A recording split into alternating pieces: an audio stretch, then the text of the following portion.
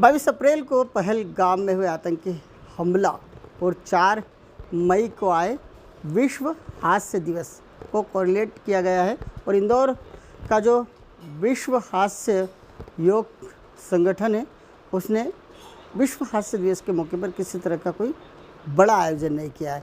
इस वक्त हमारे साथ इंदौर इकाई के महासचिव रमेश जी मौर्य हैं जिनसे हम बातचीत करना चाहेंगे खासतौर से हास्य को लेकर।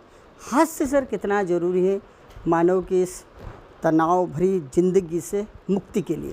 सर मैं बोलता हूँ जैसे जीने के लिए ऑक्सीजन चाहिए, खाने के लिए भोजन चाहिए, वैसे ही मस्त रहने के लिए हास्य चाहिए। जो हंसता है, जिसकी हस्ती जिंदा है, उसकी मस्ती जिंदा है।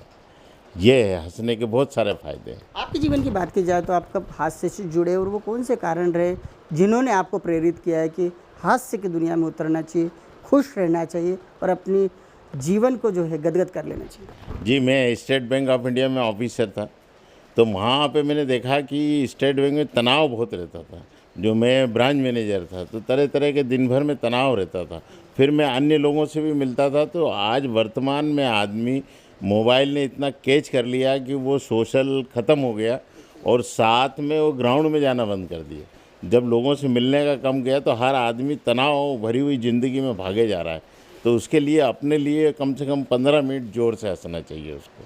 हंसने की भी अलग अलग विधाएं खासतौर से देखा जाता है। कुछ लोग मुस्कुराते हैं और कुछ लोग खिलखिलाकर हंसते हैं, कुछ लोग ज़ोर ज़ोर से हंसते हैं, कुछ लोग ठहाके के साथ हंसते हैं और कुछ लोग तो इतना हंसते हैं कि उनके पेट के भीतर जो है मरोड़े तक आ जाती है। अगर ये हंसने की अलग अलग जो कलाएँ बोले, विधाएँ बोले, रंग बोले अलग अलग, इनको आप जैसे जो हास्य के क्षेत्र में काम करने वाले जो विद्वान जन हैं, विद्वत जन हैं, वो किस तरह से लेते हैं? आखिर किस तरह डिफाइन करेंगे इस विधाओं को? हंसने की बहुत सारी एक्सरसाइज है। तो हम जो हैं हंसते हंसते योग के माध्यम से हंसाते हैं, जिससे एक आर्टिफिशियल हंसी आती है, नकली हंसी। दिल ये नहीं जानता है कि आप नकली हंसी हंस रहे हैं कि हंस रहे हैं, लेकिन जब आप हंसते जाते हैं तो ग्रुप में ज़्यादा इसका फ़ायदा होता है।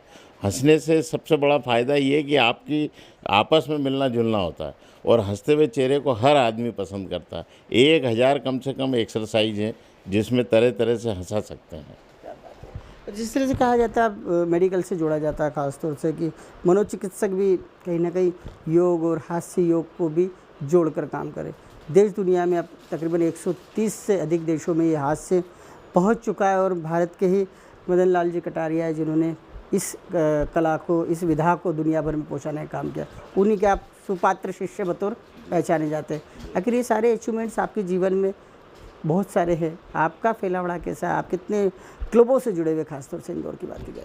मैं अभी पिछले दिनों से भी मैं काफ़ी योग के संगठन से जुड़ा हुआ हूँ। वर्तमान में मैं आस्था योग क्रांति के माध्यम से ये जगह जगह हंसने का कर रहा हूँ और ये निःशुल्क सेवाएं देते हैं हम।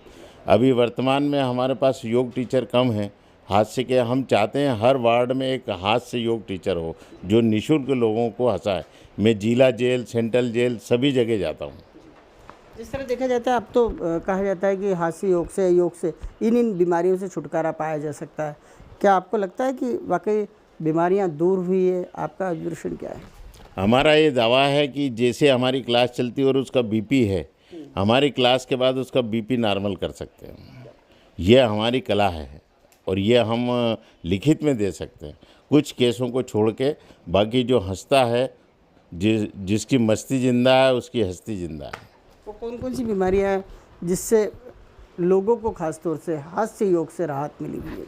अभी पिछले दिनों ही हमने जापान में देखा है, 2 को बिल्कुल अटैक आया हुआ था, लेकिन जब हमने अस्पताल में जाके धीरे धीरे उसको धीरे धीरे हंसाया तो वो नॉर्मल हुए। उनकी याददाश्त जो मेमोरी चली जाती है वो आ गई। आपको जो भूलने की आदत है वो ख़त्म होती है। आदमी से मिलना जुलना रहता है। आपका बीपी और हार्ट अटैक और ये बहुत सारी बीमारियों का इलाज तो केवल हंसने से ही हो जाता है। आदमी हंसना भूल गया, हंसना शुरू करे, योग भगाए रोग है। क्या बात है! योग और हास्य रोग भगाए और कहीं ना कहीं ये भी एक सबसे बड़ा योग है। और ख़ास बात तो ये है कि इस योग को करने के लिए मुझे ऐसा लगता है कि कोई टाइमिंग फिक्स नहीं, कभी भी 15 मिनट हंसा जा सकता है। वो किस तरह की दिनचर्या होती है कि योग करना है तो लोग कहते हैं कि प्रातःकाल में योग करने से शरीर को सबसे ज़्यादा फायदा होता है। हास्य में भी कुछ ऐसा ही है? हादसे में कोई समय नहीं है। आदमी के पास जब समय मिले, रेलवे स्टेशन पे यदि उसकी ट्रेन लेट हो गई है तो 5 लोग मिलके भी वहाँ पे भी हंस सकते हैं। मैं दिन भर हंसता रहता हूँ और बड़े बड़े क्लबों में जाता हूँ। मैं लोगों को यही कहता हूँ, जहाँ आपको समय मिले, जहाँ 4 यार मिल जाए वहीं दिल खुल जाए। जहाँ 4 यार मिल जाए वहीं दिल खुल जाए। लेकिन ये पहला अंतर्राष्ट्रीय हास्य दिवस है जब शहर में कोई बड़ा आयोजन देखने को नहीं मिला, और कारण भाई पहलगाम में हुआ आतंकी हमला कहीं ना कहीं शहीदों के प्रति सच्ची श्रद्धांजलि कहलाएगा। रमेश जी, आपने हमसे बातचीत की, डिजाइन न्यूज़ से बातचीत की, आपका हृदय से बहुत बहुत धन्यवाद।